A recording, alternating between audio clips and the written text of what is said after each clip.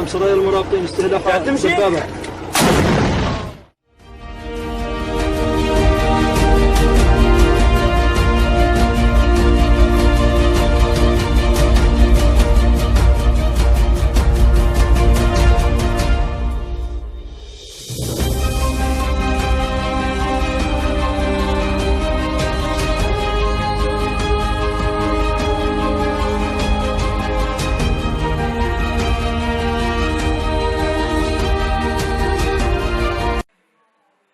It's a frustrating time for many Americans wanting to share thoughts online about the recent election. Twitter and Facebook have slapped warnings on some messages, and in a few cases, blocked postings that make false claims about the election process and the results. Now they are finding other places to go online. One of them is Parler, which promises it won't censor anything. It is now the most downloaded app on the Apple iTunes Store, and popular with supporters of President Donald Trump. We have gained well over 4 million new accounts in the last several days, maybe 5. I'm losing track. The rise of Parler comes with Americans divided over whether they want social media firms to do more to keep their sites free from misinformation and calls for violence, or should the internet be a place for all speech? Enter Parler, from the French word parler, to speak. Prominent conservatives have flocked to the Nevada-based platform, and some are calling for people to leave Twitter and Facebook for Parler.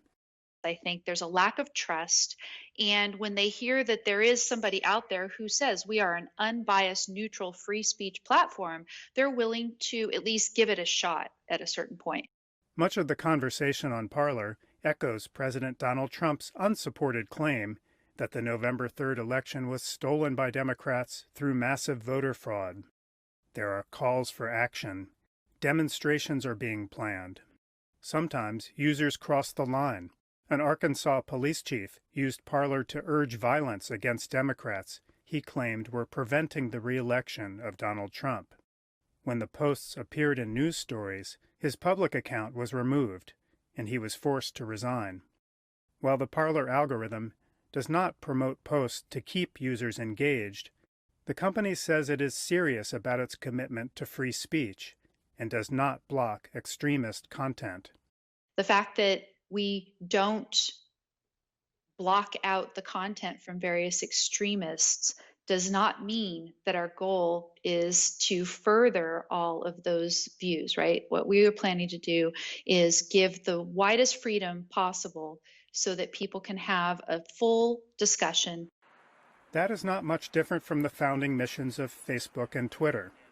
But the major internet firms, criticized for keeping people engaged by suggesting content that is more extreme, have increasingly taken steps to curtail the spread of misinformation.